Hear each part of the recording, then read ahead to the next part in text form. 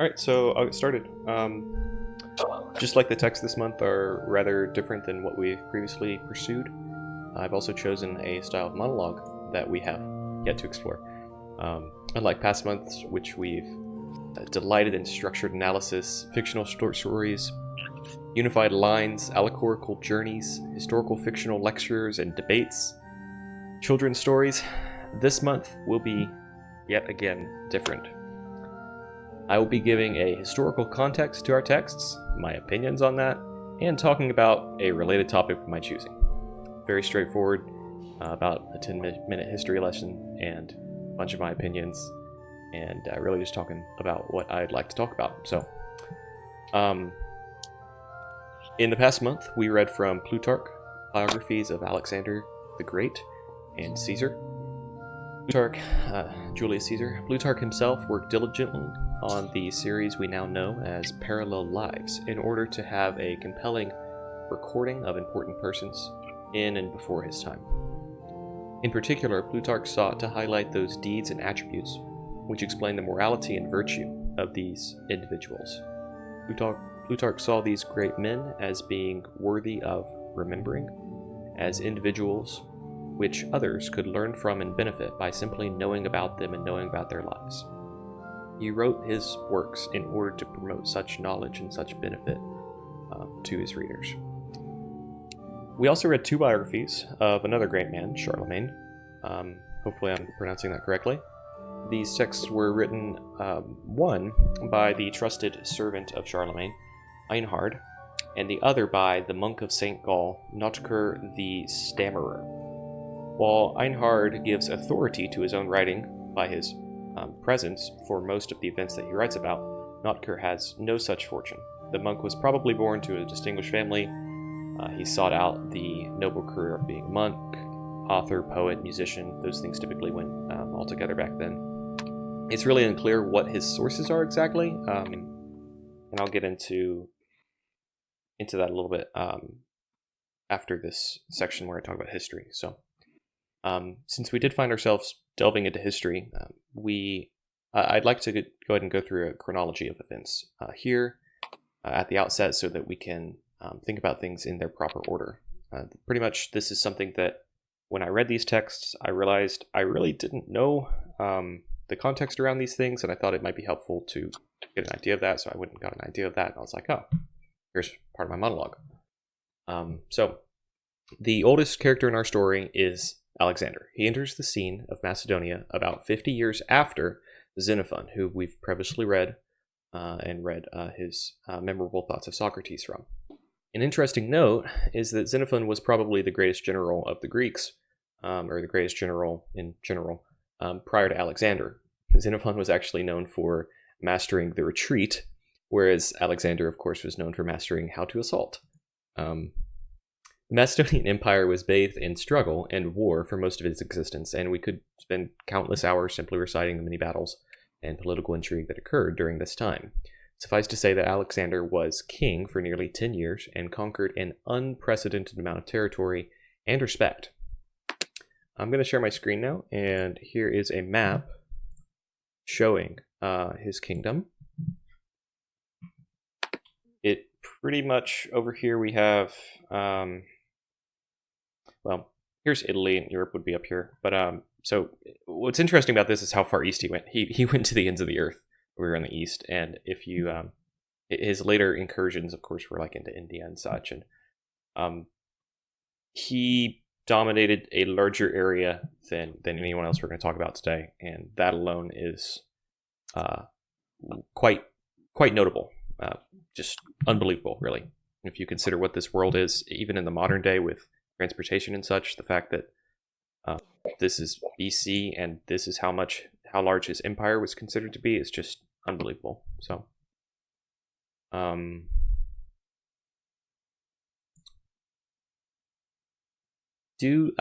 note the western bounds don't actually extend over into Rome. Where the Roman Republic actually was running in parallel at this time, over in what we know as Italy. Time passed, and Alexander's kingdom quickly dissipated into smaller states, individually run by his generals and heirs. cycles of reuniting kingdoms and tearing them back down proceeded really just over and over and sporadically, and it was just there's so much history in this time of wars and battles and such that, again, it's just not something I'm going to go into here, but there was a lot going on, and there will be, really for the next 1,000 years at least. Yeah, so fast forward about 200 years, and you'll find Macedonia turns out to be a province of the Romans. So things change, and now the Romans have that part of the world. This is the setting into which Caesar entered about another 100 years later.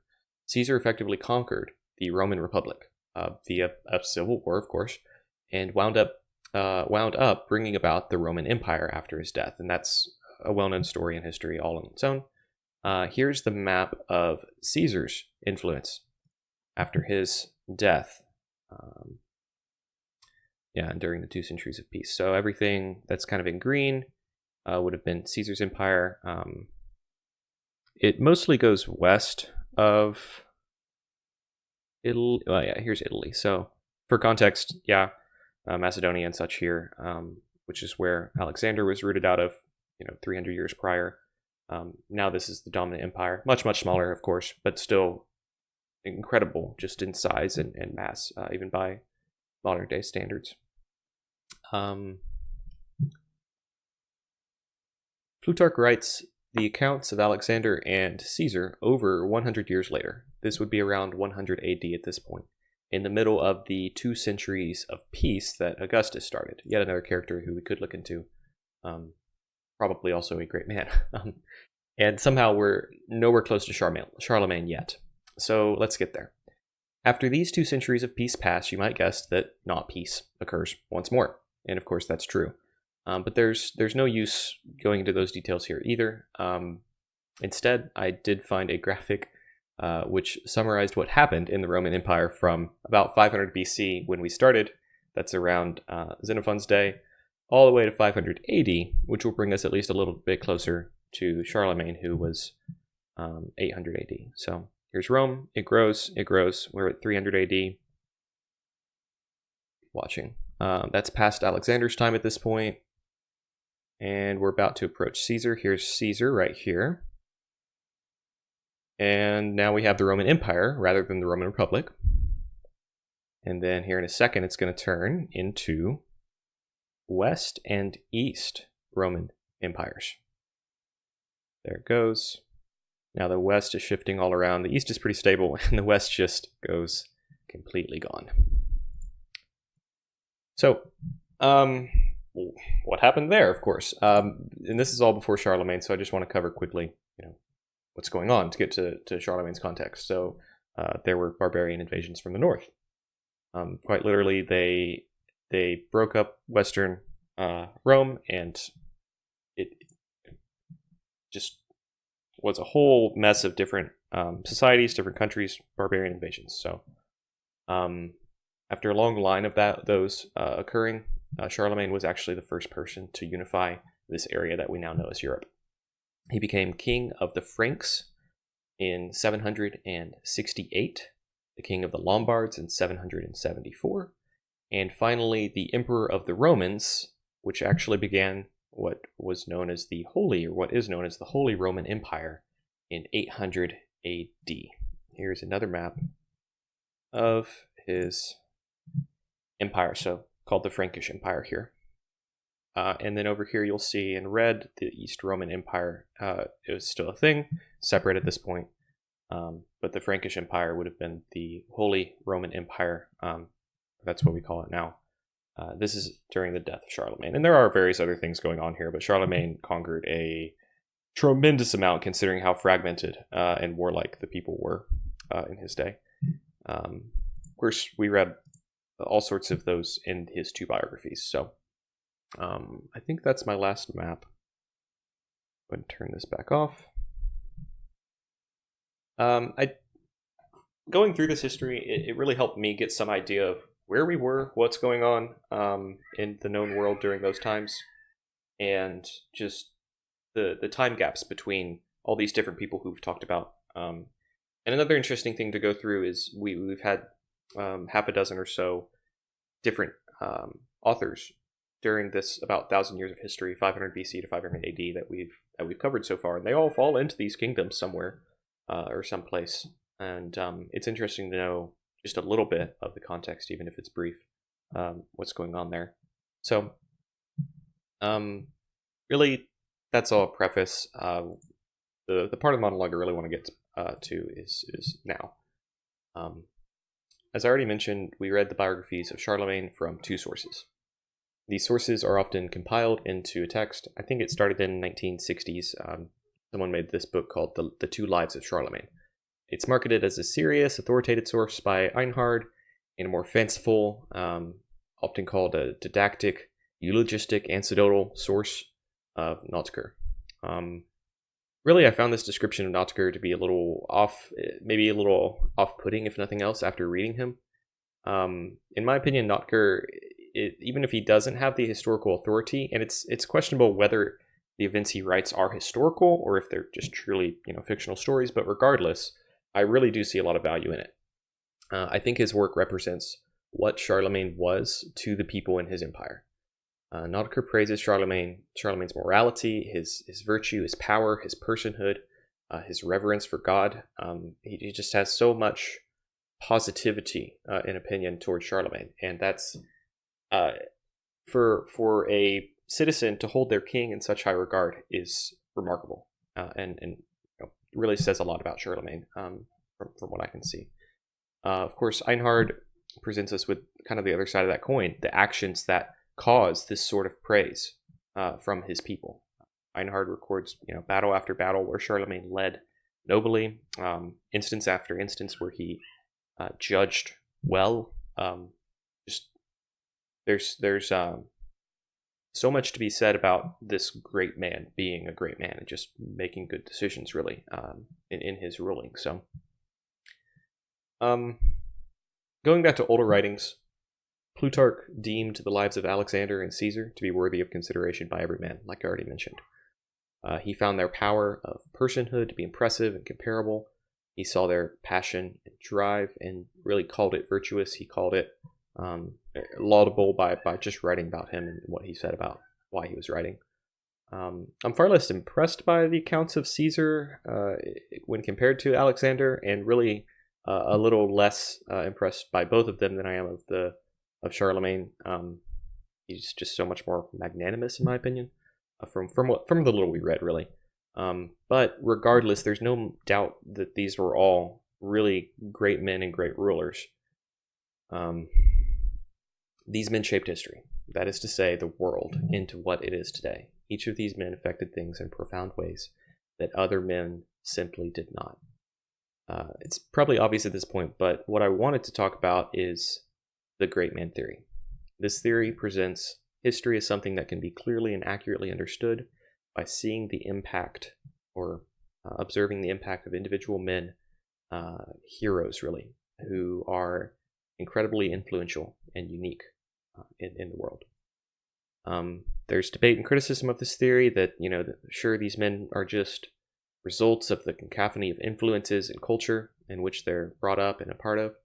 I don't really see that as relevant. I say, sure, maybe they are, because it doesn't degrade the theory, really. These men still acted greatly, acted uniquely. They influenced the world in ways that are just absurdly disproportionate to the number of people that are in the world. So there's a further assertion or thought that arises at the edge of this theory, specifically that some men may become great while others maybe don't, and that some men may become great in our lifetime. Who's the great men of our time? It immediately follows that we'd be interested in finding out who these figures might be, or maybe even trying to become one ourselves. Of course, that's an interesting road to go down and something that might be fun to talk about. I actually had a little bit of a different idea, something kind of more distracting and to me more interesting to talk about. I had this idea that the influence of men might follow Zipfian distribution, or Zipf's law. If you're not familiar, this is a bit of a stair-stepping law or distribution. In particular, it's a phenomenon or empirical law, which refers to the uncanny fact that many sets of data found in physical and social sciences can be approximated by this distribution. This distribution, applied to a particular ranked list, states that the top item will be quantifiably double that of the next item.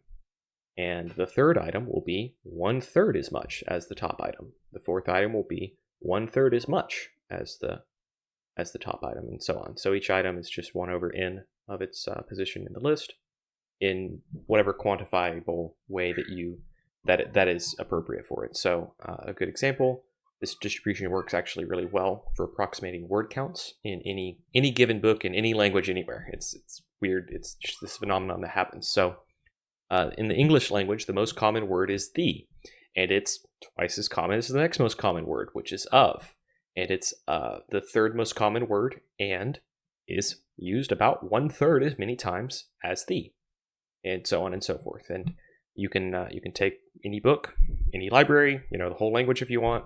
It's been done with encyclopedias, all sorts of things, and the distribution holds with statistically, 95% correlation, something very convincing. So it also applies in all sorts of other weird places. Pops up kind of like the golden ratio, stuff like that. So I was thinking how we could adapt this theory or this distribution to the great man theory. And really all we need to do is assume that there is some quantification of influence. Don't really need to name it, just assume that it exists. Well, we might need to name it if we actually want to evaluate if it's true, but yeah, I'll get to that. We can then state that the most influential man was twice as influential as the next most influential man, and the third most influential is a third as influential as the most, and so on and so forth, like I've already explained. I did some quick math, actually some programming, and found out if we take a sample size of, what did I take? I took 10 billion people in, say, the history of the world, maybe the future. I don't know how many people have been around, but what I found was that 19% of the influence is actually due to the top 100 individuals. 28%, or almost 29%, is due to the top 1,000 individuals. We go on and on. 10,000 is due to, 40% is due to about 10,000 individuals. 50% of the influence would have been due to about 100,000 individuals. A million is 59%. 10 million is 70%. Finally, we reach the 1% mark, which is 100 million individuals. 1% of 10 billion, and we have an 80% of influence accounted for, assuming the Zipf-ian distribution. So 1% of people account for 80% of the influence, assuming Zipf-ian. And I was just thinking about this and looking at the numbers, and really, God only knows what the real distribution is. It would be absurd to try and assert that this is true, or assert that anything like this is true. But it was a fun little thought experiment, combining one of my favorite distributions, I guess, and the great man theory, and seeing what that would really mean. Because the great man theory has so much emphasis on these individuals that we read about in history books, and while that might be great, I'm actually kind of interested to see what influence large groups of individuals might have. How many people actually do shape things. So about 1% of the population accounts for 80% of influence. I don't know. That sounds fairly reasonable to me, and I like to think that this model actually does hold true. With that, I ask you, what do you guys think? What sort of distribution might we give to this great man theory? Is it all absurd? What we did this month was study 3 very influential individuals who shaped the Western world, the Roman Empire, and then Europe, for hundreds and hundreds of years, and influenced it, thousands of years beyond them. So, what do you guys think?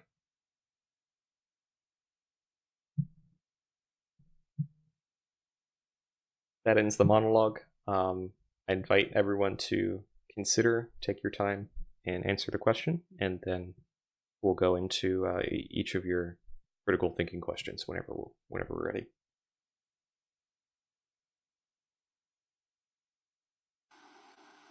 I said I was going to duck out, but I want to see where this goes, so I'm going to stick around as long as I can. Wait a minute, Brandon, you're going to duck out? I have a wife whom I'm on an anniversary trip with, so yes. Oh. Oh, okay. Very well.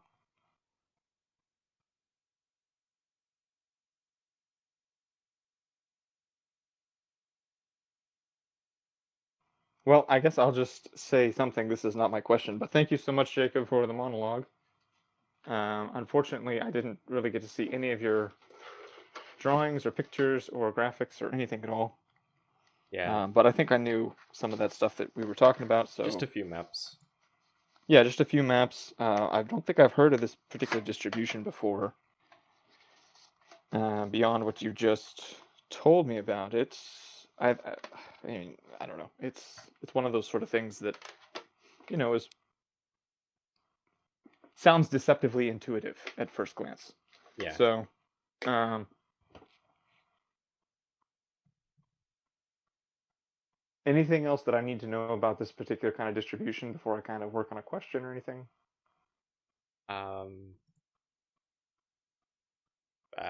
No, I guess. No? Okay. Whatever. Yeah, there's nothing else. It's just each item is 1/n Right. as much as the top item.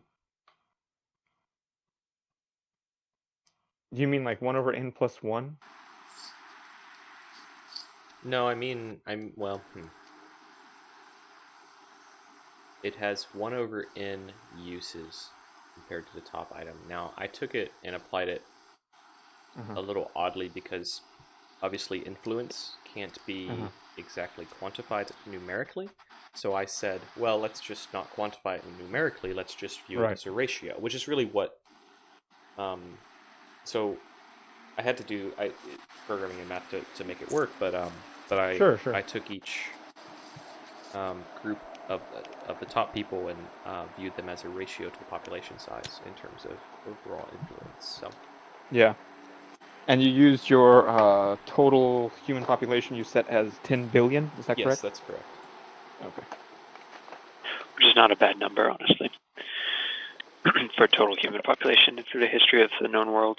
Yeah, I used a couple different numbers. Things do change a little bit, of course, but roughly, 1% is going to have 80% of an influence no matter what your population size is. That's how the math works out. So Is this because that number you just pulled out there?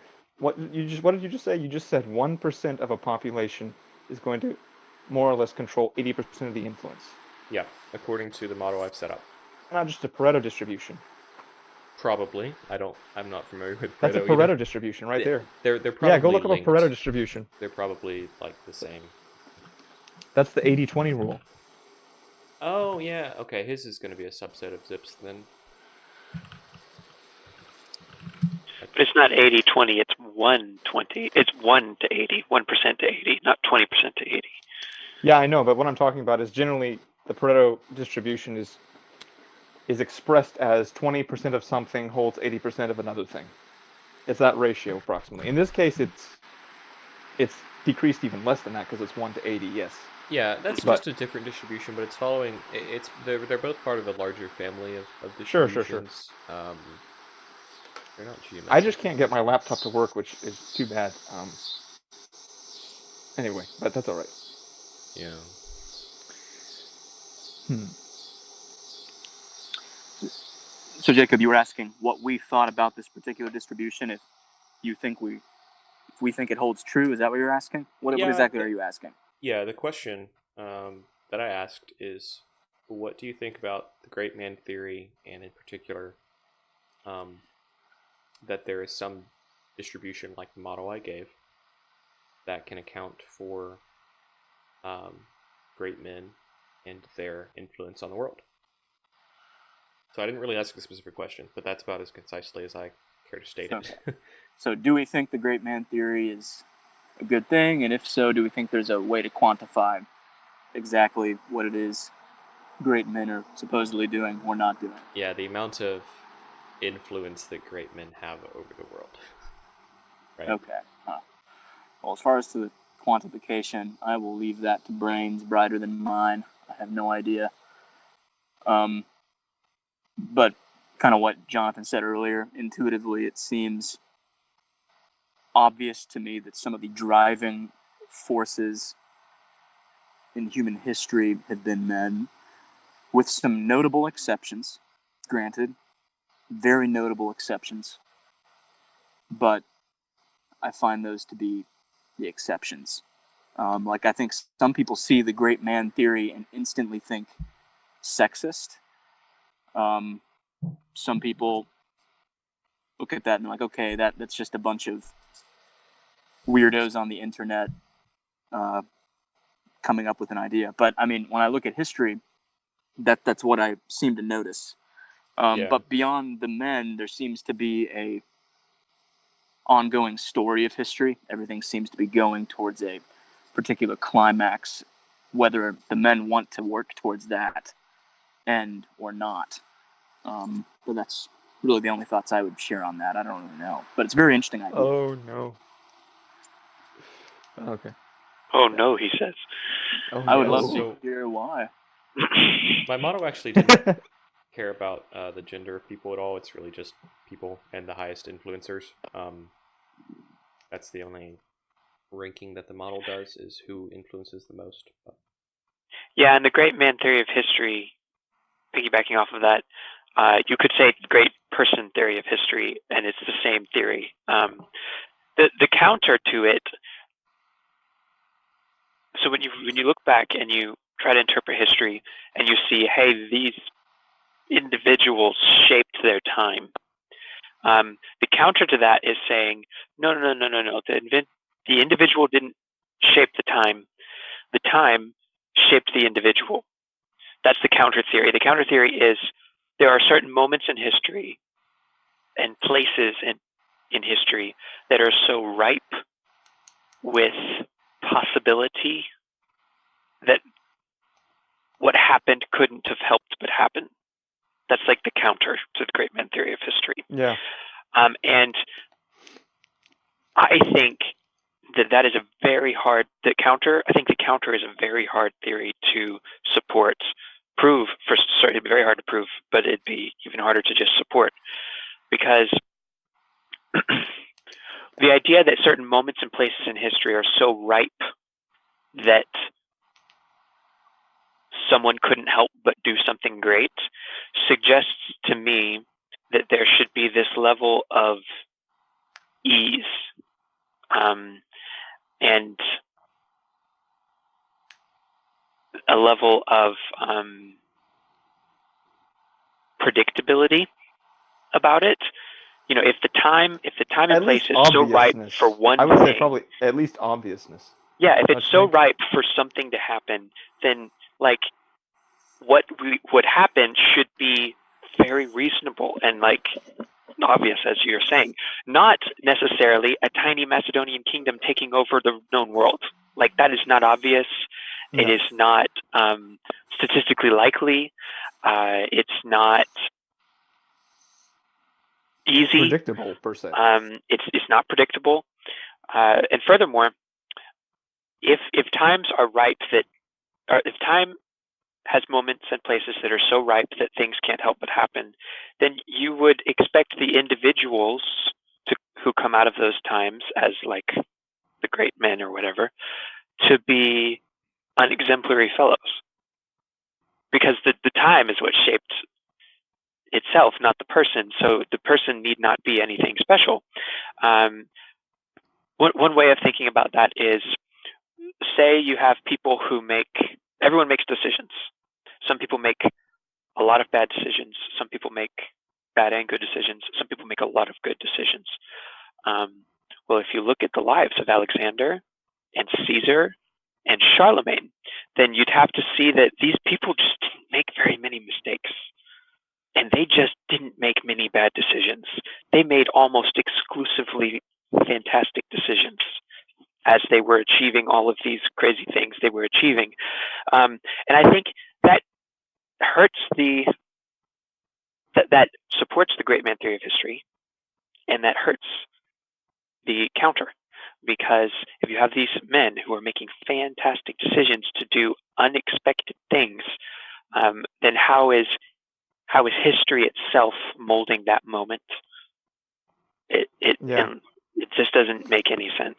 Yeah, exactly. And I'd have to come in behind Stephen and agree with that. And that's the funny thing. That's why I said, oh no, to Brandon, is that, it's a tricky thing, right? Once you start getting into these things, you have to recognize that it's not that.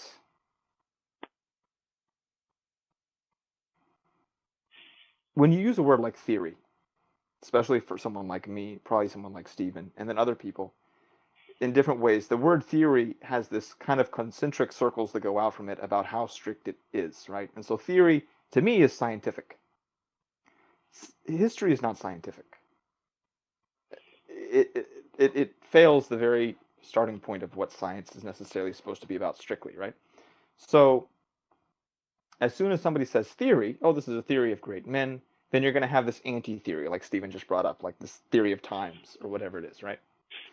And the problem is, you can't falsify either one of these. You just can't. I mean, we could try to come up with a mechanism to try to falsify one of these so that we could get to, because that's what science is supposed to be about, right? But you can't do that with history. It just doesn't work, right?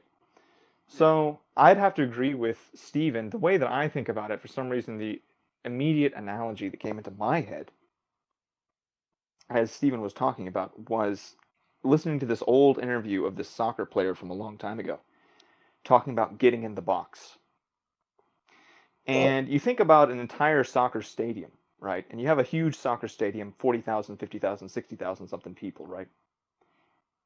But the point of being in the stadium is to watch the match.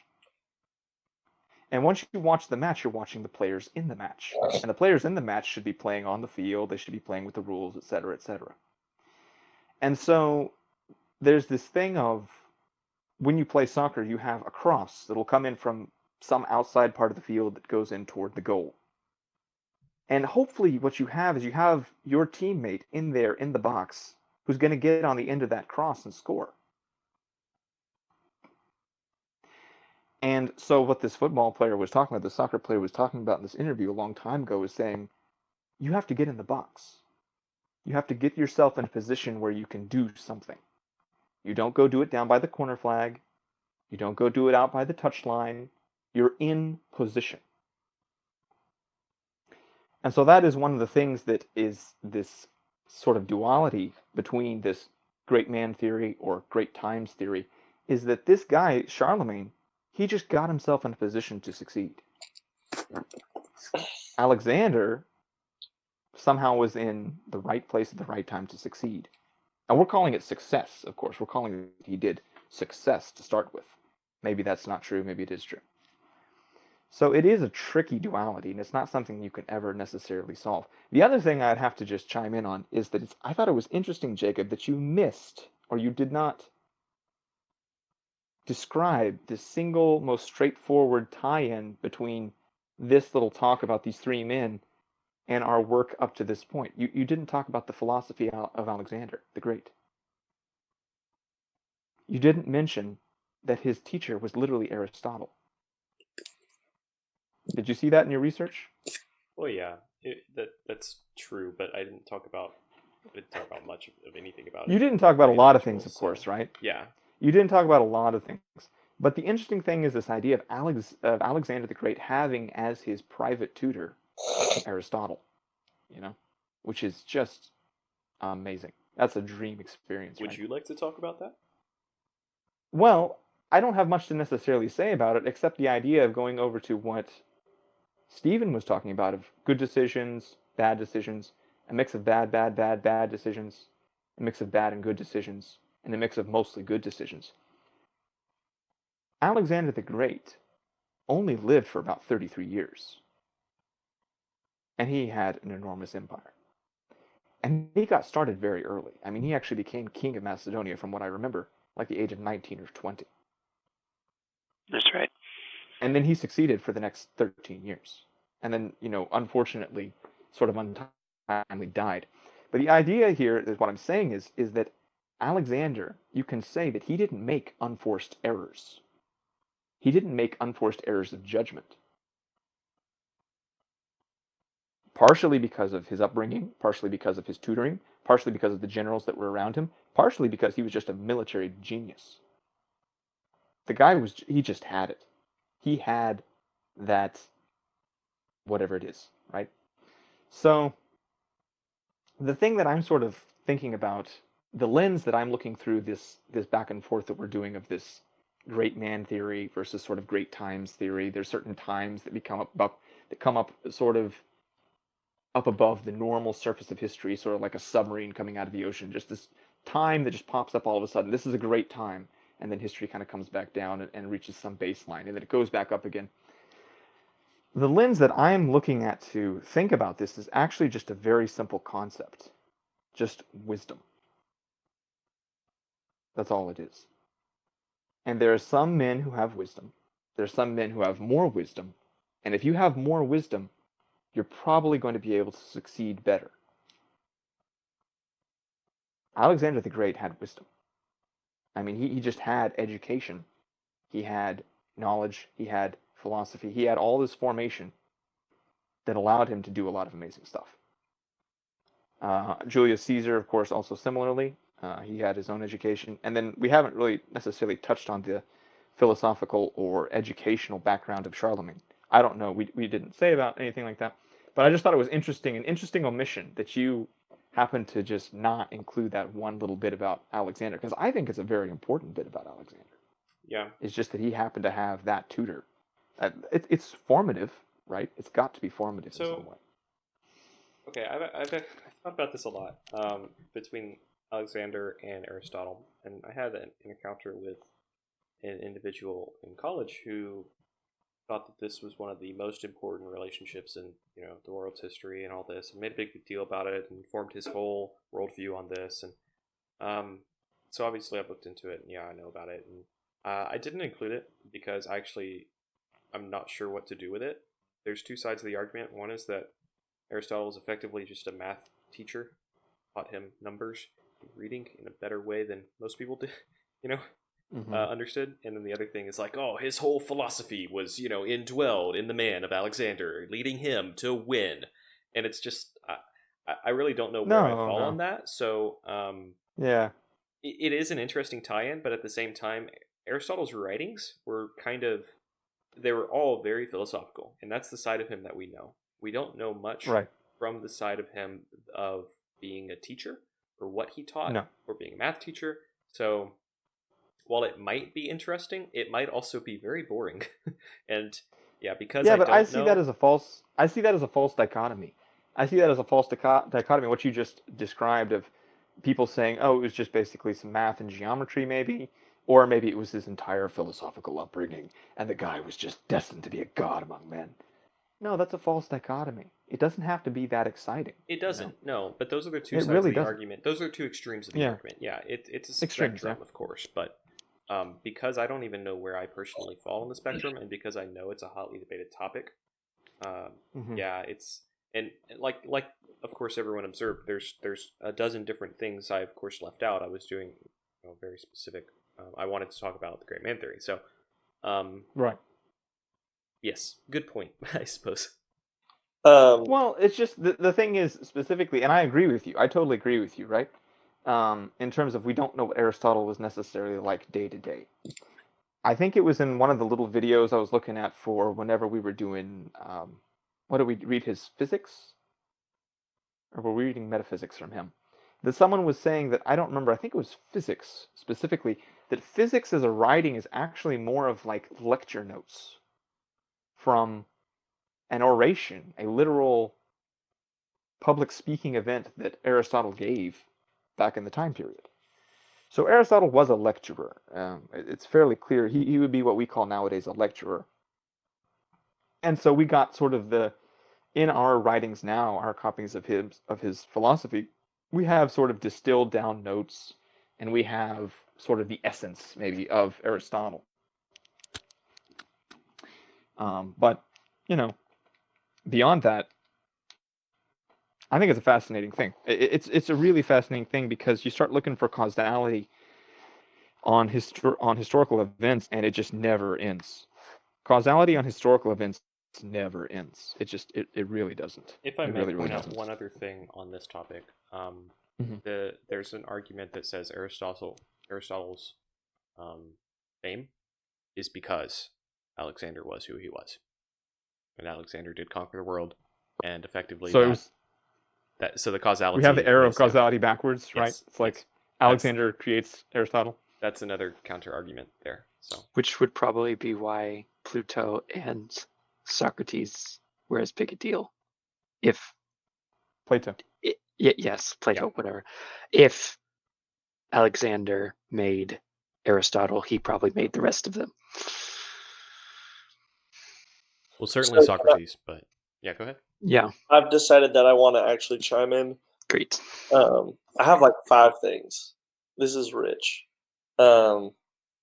Because what we're talking about ties into some really serious topics about things that people get uppity about today. So I'm going to see if I can keep my grasp on all of them. I will tie back to y'all's what you're talking about right now with individuals influencing individuals, and then this era of causality in history, because I think if we're looking at this 1% that influences, it is dramatically tied into causality and circumstance. So there's the one thing which is I thought it was fascinating. Y'all were bringing up different analogies to describe your points, and I just thought it was kind of funny. In my brain, I thought on a soccer field, point blank, between the goalie and the striker, is going to give you about 80% of the goals. And then you get to the outer part of the box, and then that's going to give you less goals. And then as you continue to move out, less goals. So I thought that was kind of fascinating. Looking at it from a sports analogy, that distribution holds up. And then I thought about money and how we talk about the 1% controlling the majority of the money. But I don't know if that also means like who's the richest man? Amazon in the world? Bezos. Yeah. So I don't know if that means that he's the most rich, so then the next most rich is going to be half as rich as him. I'm not sure if that particularly holds up in that thing. Yeah, look it up. Right, but yeah.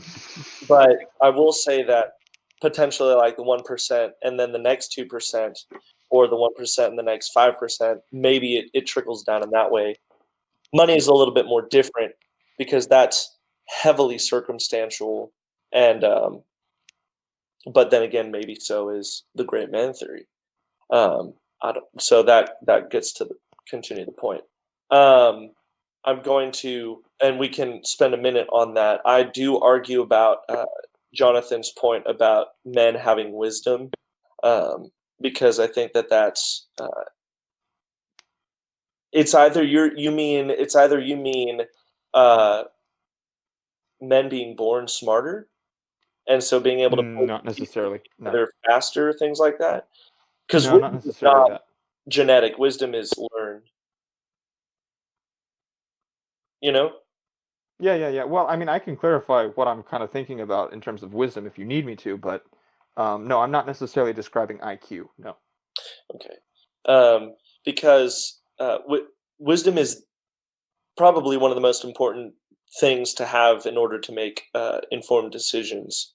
But wisdom is both born out of personal conviction and knowledge, right? So some people might have a greater capacity to make better decisions because of their own personal conviction, plus the knowledge that they actually have. Like, I'm not going to make a great decision in the realm of programming a computer because I don't have the knowledge. But I think I have a decent amount of personal conviction on what might make a website look really nice. I just couldn't do it because I don't have the knowledge. Sure. Which then ends up tying into a little bit more of what where I'm going with the great man theory is that. So then, before I get to my main point of my last couple, I want to interject an analogy about a marriage. And a marriage, many people say a marriage is made up of big moments and little moments. And so a marriage cannot survive on little moments alone, and a marriage cannot survive on big moments alone. So we talk about the big moments being literally like asking someone to marry you, getting married, having kids, deciding to move to a different town, bigger moments, right? And the communication that happens between the parties in those big moments. But then the little moments are like moments of service where one party serves the other, like cleaning the bathroom without being asked, or buying the other person flowers. Do you get my drift on the little moments? Sure, like everyday sort of things, or things that Exactly, last yeah. for a week or a month or something. Yeah. And so that analogy like came into my mind whenever we're talking about history, because in a marriage, the little moments do not change the course of your marriage. The big moments do. So the big moments will change the course of a relationship. You're not going to get married. You may get married. You're getting married, right? You're going to have a kid. You're not going to have a kid. You're going to move to Europe. You're going to stay in Louisiana. You know what I'm saying? Okay. They change the course. So big courses of the marriage is changed based off of the big events. So I'm drawing this is the big, and this is a maybe, right? The big men of history are changing the course of history. But if it's just big men, then history is not made. Whereas you have the little moments, the little heroes, the everyday people, and they're making minor decisions that are just along. I guess I'm trying to maybe think of it like music. Like if we stayed in the classical period, let's just start there. I know there was forever before that, but we start there, and then the little people little composers are just making music continuously on and on and on and on. It's either that history doesn't change in that moment, you keep making the same music, or music changes much more subtly rather than big influencers like Mozart and then Beethoven and then Tchaikovsky, and then all of a sudden we're romantic time period, which comes right after. Those are the big composers, whereas there were hundreds of other composers aside from them making classical music that didn't influence the course of music history, right?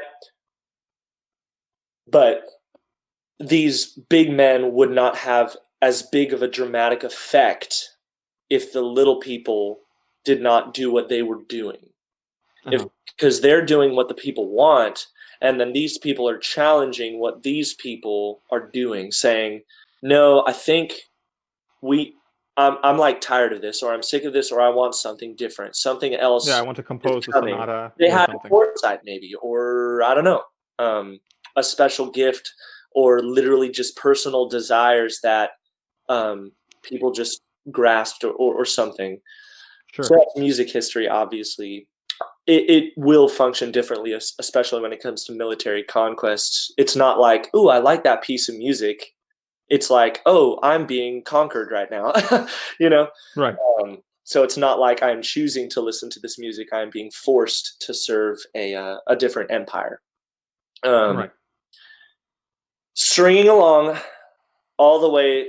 So those are all sorts of different thoughts I had throughout, and then but where I'm ending up is the great man theory, saying that the great men influence history, and it goes along with the causality of history.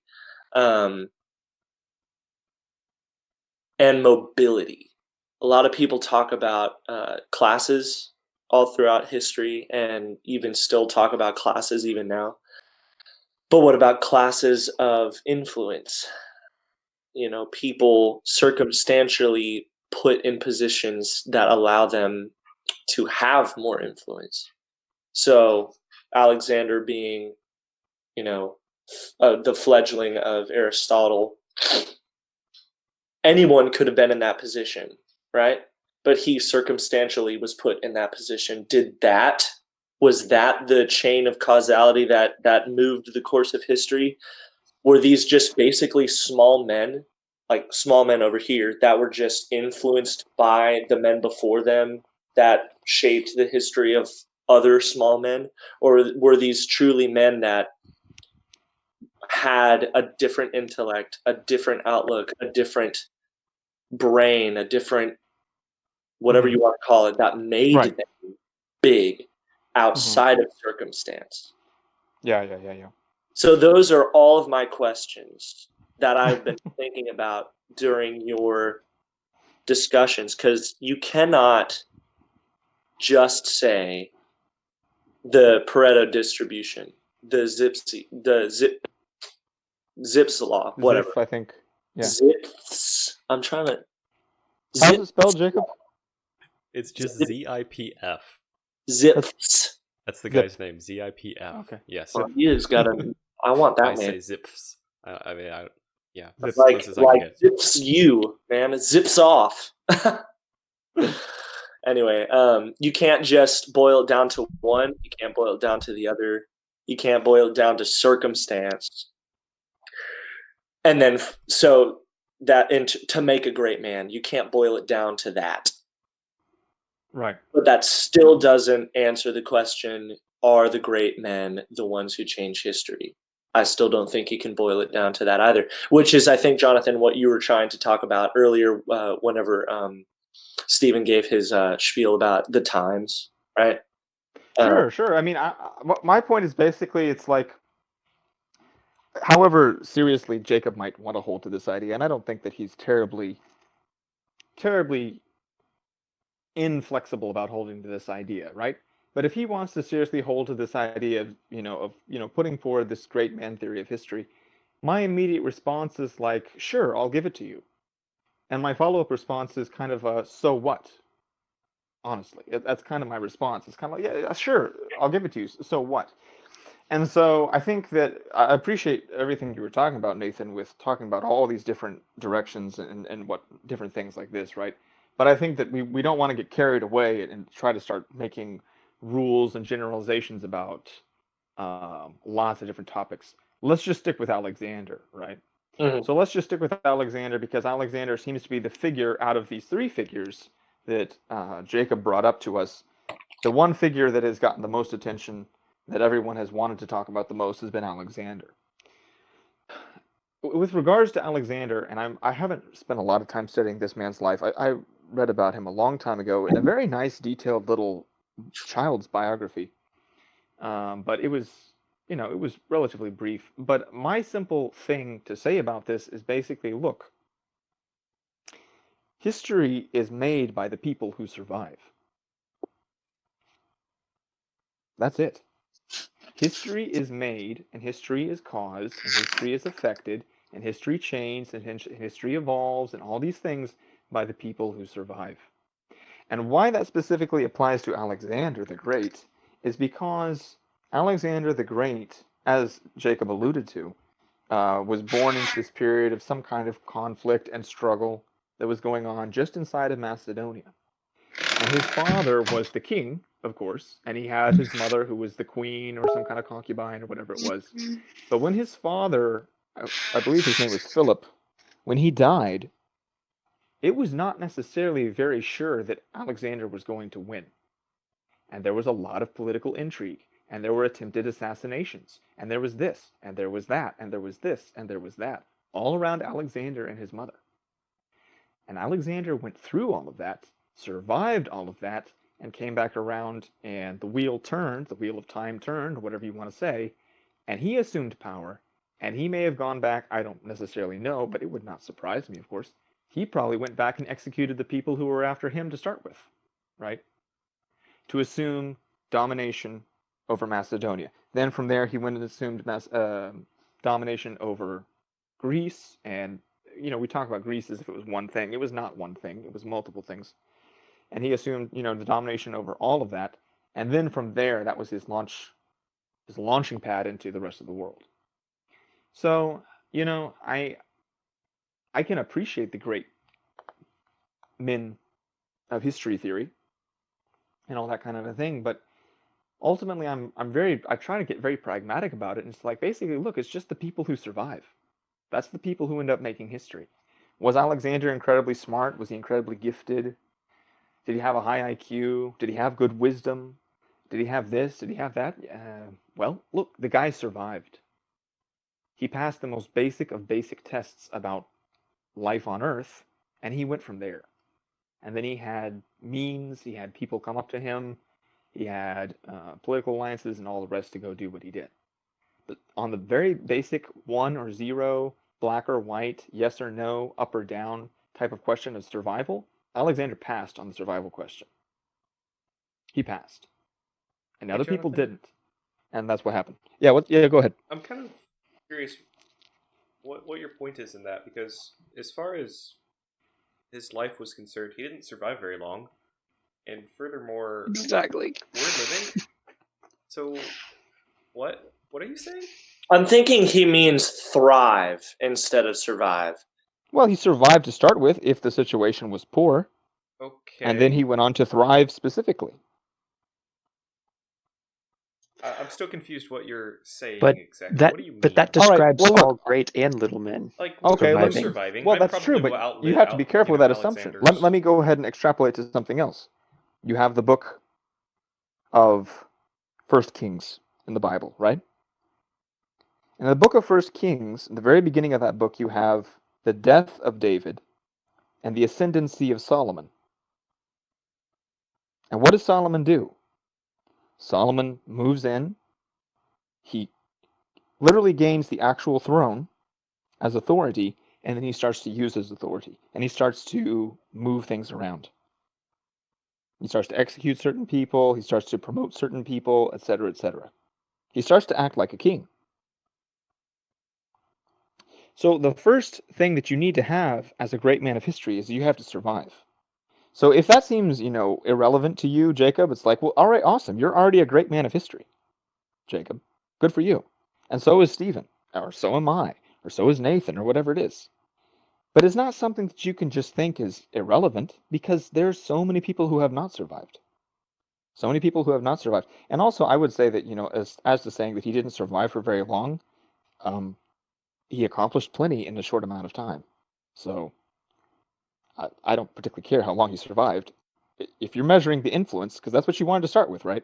You wanted to start with influence. Influence comes through what? Influence is expressed through achievement. Is that a fair statement to say? Okay. Almost. So his achievement was outstanding, and that's why he was able to stay in history. But my point in countering you is, how is this relevant to survival? Because, like Stephen said, little men survive too. Exactly. Yeah. This is a point that I made in my post a couple of weeks ago, is that you can never know what might have happened in history the other way. Well, okay. You see what I'm saying? I want to postulate a question. Okay. That maybe will clarify something. Maybe Sure. Maybe we'll muddy something. Okay. Don't know. Alexander lived spectacularly, died young. His influence, such as it was directly imposed on the earth for 33 years, and then that direct influence ended, and he died. Now, there's certainly indirect influences rippling throughout the rest of time, and I think all historians agree on that. But let's just say that Alexander didn't die when he was 33. Maybe he lived to 45 in a hypothetical scenario. Right. In order for the great man theory of history to be true, then he would have had to have continued to be a great man, right? A prime No. influencer of the world. Not necessarily. He already accomplished greatness. How long do you have to achieve greatness before you can stop being a great man? Well, but what? Is he going to go become a farmer for the rest of his life and never have another word written about him? Like, even when someone did do that in the Roman Republic, it didn't work because he then went down in history. So, Like, Steve, I have to. You're Nope. in the middle of I something. have to finish. In order for the opposite of the great man theory of history to be true, like, men don't change history. History happens to men. The chaos that happened after Alexander's death, where his kingdom, his empire fell apart, went to everyone else, Right. that exact kind of thing would have to have happened, even with him living on, in order for the opposite of the great man theory of history to be true. Right? Because he can't have, the one man dying couldn't have changed the entire world falling apart because he's not a great man. It just must have been, even if he had lived, the entire world would have fallen apart. Why are you focused on the world So falling apart? Because it did. His entire empire fell to pieces within like 1 year. I think we need to define, first of all. So Yes, of somebody course. We need to define get on influence. Wikipedia or get on the Google. Really, I'm serious, and like look for great man definition, because both of your arguments just now don't answer that question. Both of them don't. No. And the of reason course not. why they don't answer that question is because it's arbitrary to think that a man living to a certain amount of time would be directly responsible to what that man could accomplish. Mozart, man, I'm just being a music dude over here. Mozart lived also to die very young and accomplished an immense amount. Haydn lived a very ripe age of like 78 or something like that, and did all of this stuff. When you look at people, normal people who are not music nerds like I am, they're going to know Mozart. They're not going to know Haydn. So, who is the greater man? The age is arbitrary because it has to do with what knowledge are you seeking, and to you personally, who is the great man? Because Sure. Haydn Sure. spanned almost the entirety of the classical period, but his later works, then deeming into the Romantic time period, Mozart was just a spark of brilliancy, right? No one cares about them. They have not been influenced by them or so they think, in their personal life, because they don't care. Then again, what we're arguing might not have to do with whether or not people care. It's whether or not it's a fact or not. This person did this, and therefore all of the rest of history is altered. Whether you believe that man affected your personal little bubble of your life or not, irrelevant in that argument. Yeah, of course. So in some ways, Jacob kind of was difficult because he gave us something where the definitions weren't set up from the beginning. So I don't think they can, though, Jonathan. I think. Will you repent of your sins, Jacob, please? Actually, no. I think we're all talking over one another in terms of, or talking past one another. Let me refocus, maybe. The distribution I gave was an attempt or an offering of definition, actually, for the great man theory. That is to say, according to my calculations, that 1% of 10 billion people would account for 80% of the influence on world history. Now, of course, we can talk about what influence is and what that means, but I think intuitively we at least have some idea of that already and don't necessarily need the hard definition in order to discuss the model, which is really all I was trying to get us to do. Right. And so I'm saying that under such a circumstance, Alexander the Great meets the criteria. And if he was ruling for 10 years or 12 years from Macedonia all the way to Persia and India, I think he meets the criteria, regardless of where Stephen wants to go on a hypothetical of saying, well, he could have gone another this way or died or this or that. Yeah, I don't really care. like Stephen's hypothetical either. I don't think, great men are going to fall somewhere in on this spectrum if the great man theory is true, according to their actions. If that's very short, if that's long, and there are going to be great men who have 1 year of greatness, and that 1 year is going to account for most or all of their affecting of or influence, if that's our unit, and that's going to get them much higher on the scale. They're still a great man on that scale, so I don't really Sure. believe that Stevens either. Maybe I can try to rephrase it one way, because I'm not certain that I communicated effectively or that I was understood. So maybe I'll try one more rephrase. Sure. No. Okay, then. It did. So, let's say before Alexander lived, there was no Alexandrian Empire in existence. Correct. And if the great, what do you say, the great times of history theory is correct, then the time was ripe for the Alexandrian Empire. Alexander was born. The empire came into existence after he started his campaigns. So then while Alexander was alive, there was an Alexandrian Empire. And if the great time theory of history is correct, then that was the time for the Alexandrian Empire. Then Alexander died, and immediately after he died, there's no longer the Alexandrian Empire. So it means that the great time theory of history is that the time for that empire was done. I guess what bothers me about that is that the ripeness of the moment seems to have been determined by the life of one man. You're gonna have this huge empire, and it's gonna not exist, and it's gonna exist, and it's gonna not exist, and the only thing that seems to control that is the life of the one man. But it's not the man's fault or responsibility that the empire existed. It was just a ripe moment. Sure, which is why I made the call out to wisdom. That's why I was talking. That's the only reason that I brought wisdom up into the table. So I actually, it makes a little bit more sense what you're saying about that theory. To slightly maybe support that theory, adding instead of the time. Well, actually, it might be another way of saying it if I'm thinking about it.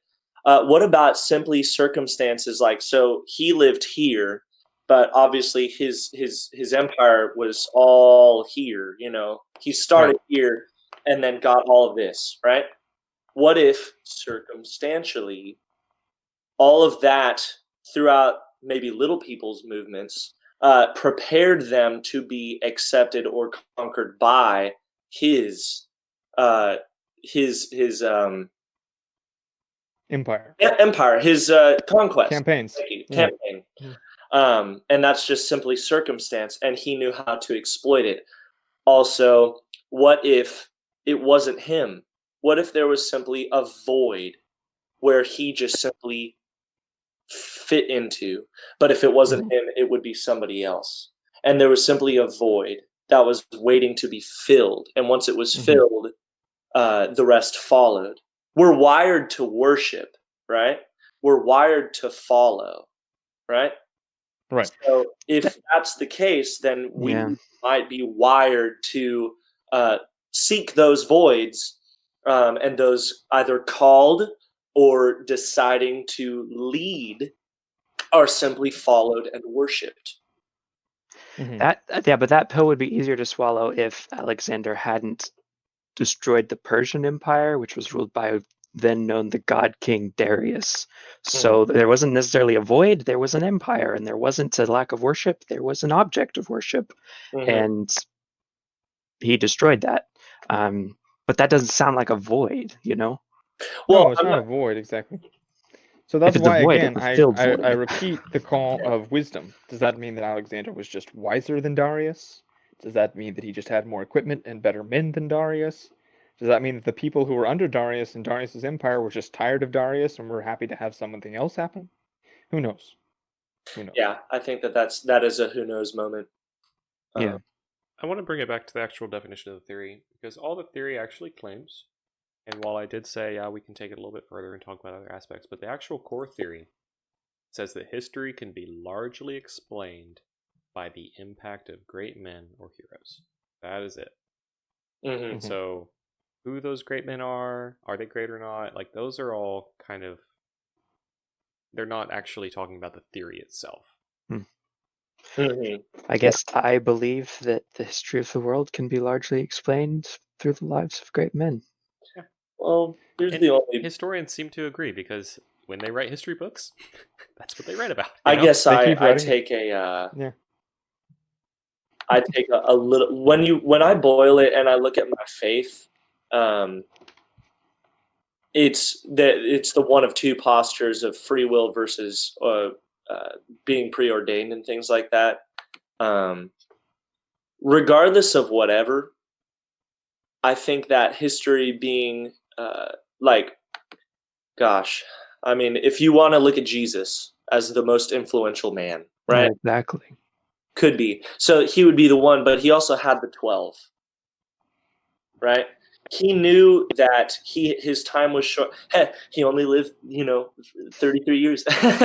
Anyway, if you want to say like he alone was responsible for all of this, you could say that, but he had all of the people under him, his 12, and then of course even smaller than his 12, like his 3, right?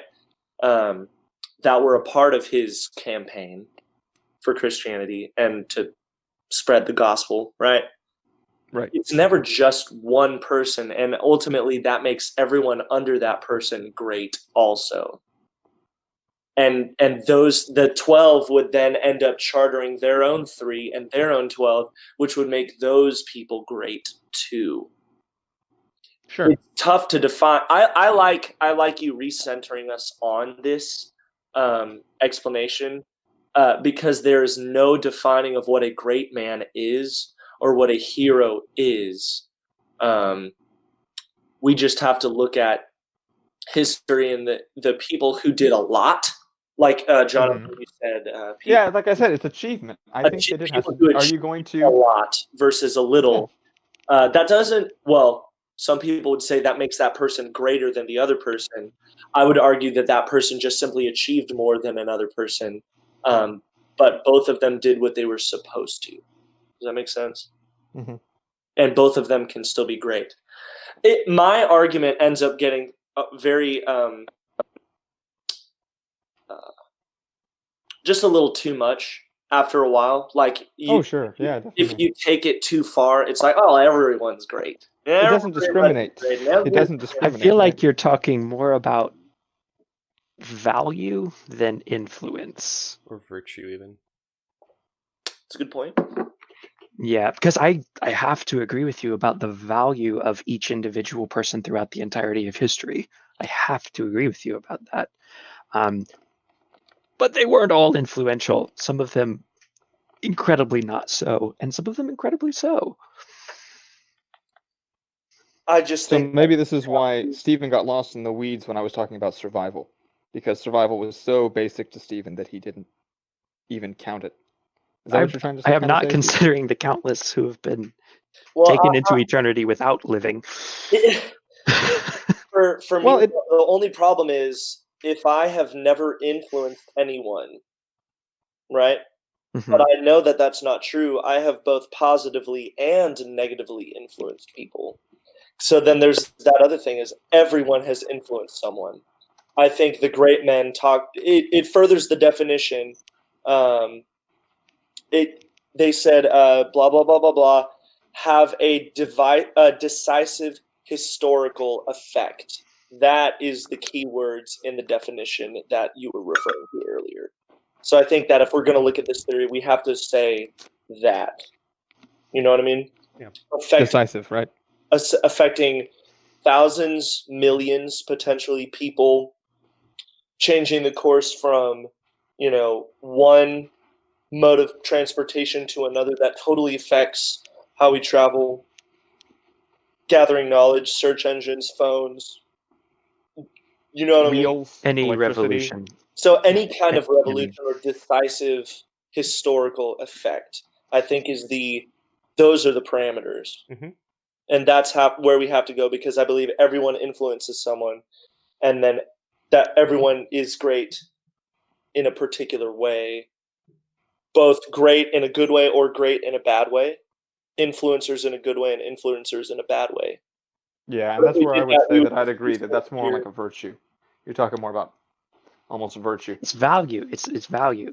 Yeah. I agree Value. with you that everyone has value and virtue or lack of virtue. I agree with that. Let's see. Well, and if we want to move past this particular topic, we totally can, into others' questions, but I think that they're different. Yeah, we're talking about a couple different things at this point. We all agree.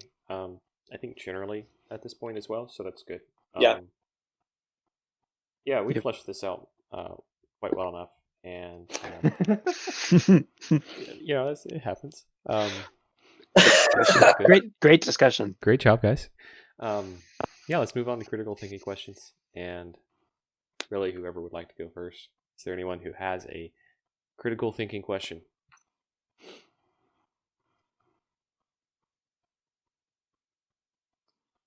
I basically expended a lot of my energy on this last part because I was trying to understand everybody else. And that's fine too. We have gone months where there aren't real, where that good questions. That discussion post monologue is the whole meeting. So, but yeah, any questions?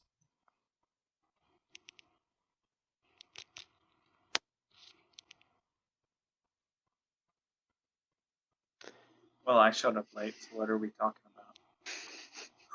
I was waiting for you, David. I was waiting for you to say that.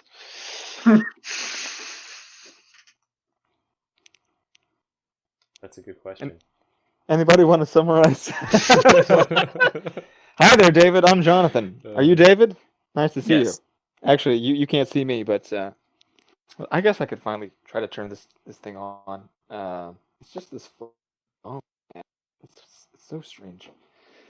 I wish this laptop would work better, but anyway. Anyhow, yeah, you showed up late. That's not a problem. We had a quick meeting, and Jacob, who is the guy there with the big... Oh, well, now he's showing his ATV photo. But anyhow, he did basically most of the meeting for us, and we talked about 3 fairly important historical figures. We talked about Alexander the Great. We talked about very little bit about Julius Caesar, and then we talked about Charlemagne. And the basic through line that Jacob decided to go with on that was he wanted to bring up a thing called the great men of history theory, and he also brought up a distribution, like a mathematical sort of distribution, which he can tell you about. And we were basically all trying to figure out if there is more or less a certain number of men or people who have disproportionately influenced history, I think is the best way to say it. Sounds right. That's a good summary. All right. We've been about 90 minutes into it so far, so. Yeah. And I think we all agree with that. Which, by the way, I've decided that you're wrong, and that virtues and values and influence are different. But we all agree, so I'm going to move on. Yeah, of course they're all different. We all said they were different. That's why we're disagreeing, because they're different. Yeah, I agreed with that too. I thought you were saying that... Oh, no, my argument was that everyone holds influence. And I agree that everyone holds value and virtue, which is what you seem to be saying. But you read the definition, Nathan, of the theory, and you saw where it said, significant events or whatever, affecting large things in history. So I think I'm being inarticulate, but we're all in the same place, so. Cool. Yeah, I think so. And to finish summarizing, we're now entering the phase of the meeting where members are invited to bring a question which should provoke critical thought and ask for a response from each of the other members, generally related to the text that we read. But if there's nothing, then so I don't think Nathan has anything. I don't think Jonathan has anything. Stephen? Yeah, I do. So when we're talking about Charlemagne the Great, who is credited usually as being the father of Europe, at least the idea of Europe, and resurrected the Roman Empire as the Holy Roman Empire, we got two views of him in our reading. We got the first-hand eyewitness perspective of who Charlemagne was, and then we got the citizen, peasant, monk perspective of who his king was.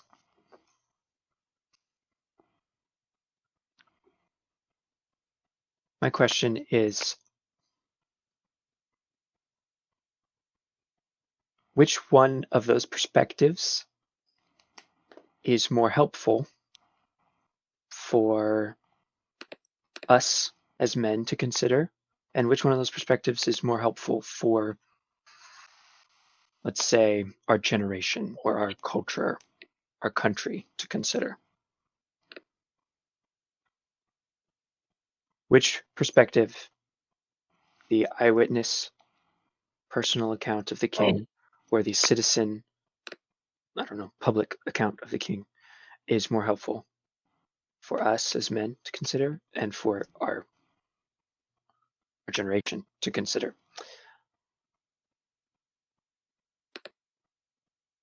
And of course, the normal why. Why is it so? Why do you say so?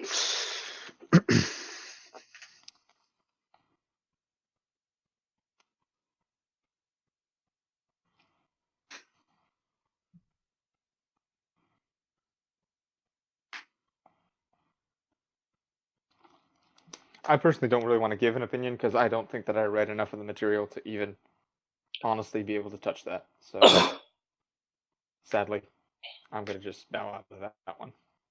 Okay, well, I can probably pose something.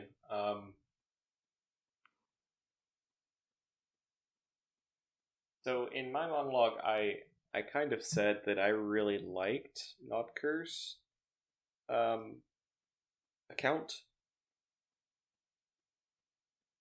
I think that his was especially helpful because it was the public opinion, and I found it surprising that a ruler, a conqueror, had such a positive figure. That this guy was just telling one amazing story after another amazing story about Charlemagne.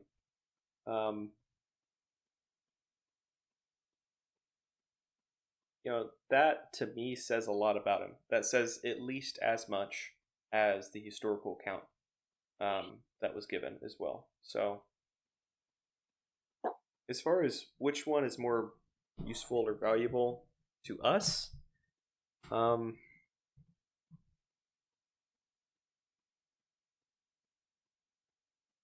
not sure because I'm not sure that either of them actually are edifying or useful or like, what are we really gleaming from these accounts? On the one hand, from the historical account, maybe we were gleaming how to win battles and how to be a good politician. I mean, there could be some things there, kind of like the art of war that we could apply to our varied pursuits in life.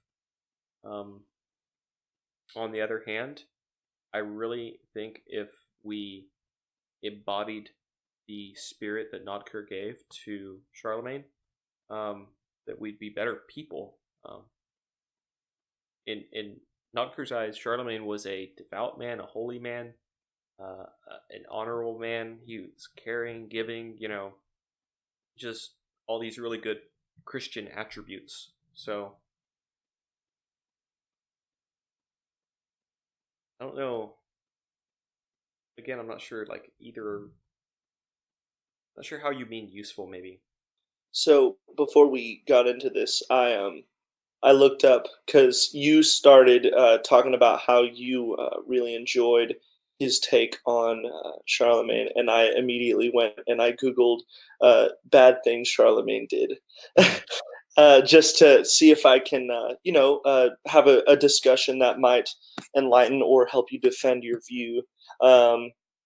And so there were a few things that were in question about him that people had had posted about like his death of his brother and how timely it was.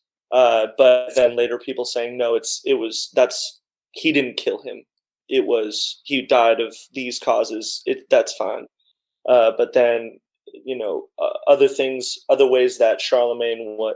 That particular post got me thinking to respond to his question. I didn't read it, but I can understand his question, why it might be important. Because the eyewitness account tells us exactly what he did, but the common folk account tells us how it affected them. Yeah. And what they view him to be. So he's telling us exactly what happened, the good, the bad, and the ugly. At least I'm assuming. And then this one's telling, well, he did all these things from what I know, and I know that it affects me this way. So reading both is probably enormously important. I don't think that one is greater than the other. I think one will help us to inform the other, and inform us. And that's the comment I made on it in the monologue as well. So definitely agree on that.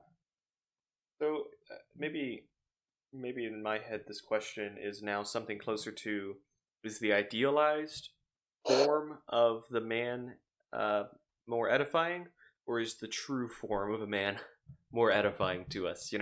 I think we know the answer to that question.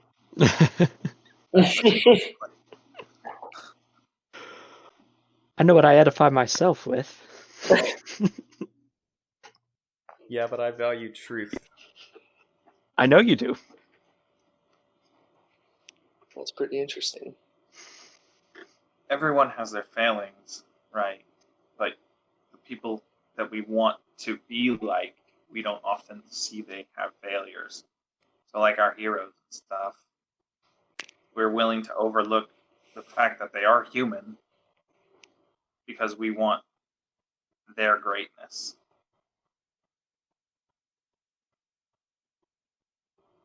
But Jacob, you don't want to be great. You want to fail. Well, that's certainly a stretch. Where did that come from? Just because I was making a joke, because he said he values truth, and the truth is that everybody sucks at sometimes. So Yeah, I mean, That doesn't follow that he wants to fail. no. It was totally Yeah, it's a joke. I know, but it's just Okay. it's a Here, the answer I have to give, Stephen, is just that I really think that the more historical, the more truthful the account is, the better it is for me, and by extension, I suppose, in my opinion, the rest of you, us men, if you will.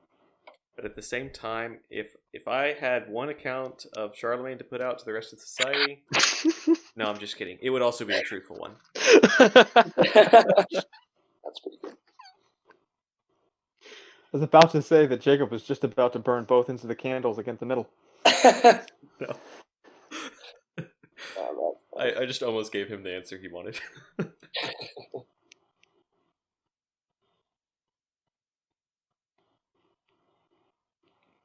No, I think it's a good question because, gosh, follow me here, please. I will try. Uh-oh. Have you ever played Call of Duty Modern Warfare 2? Yes. There's a particular quote in that video game. It's the guy narrating, and he says, "History is written by the victor." Mm-hmm. Which is a very interesting quote, because if we're looking at the fanciful or what we want someone to be, what is that called?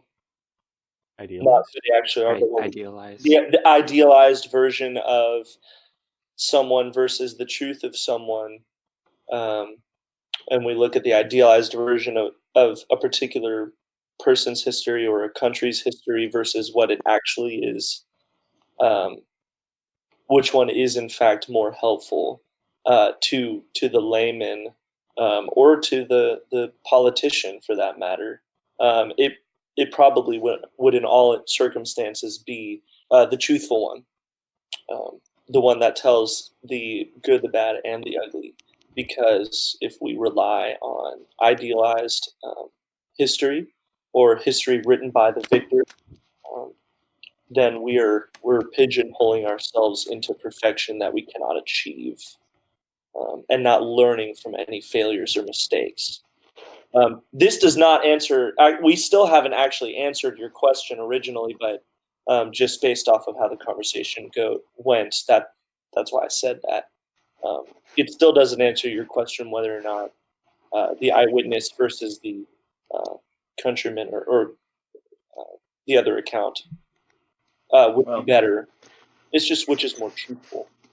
I'd have to agree with Jacob on that one then. If you think about it, the failing of men is, so the truth about men is that we are all failures, right?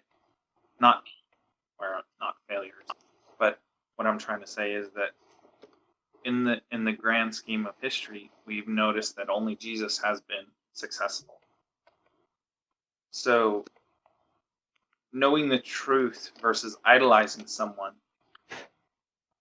helps them to be less idolized and less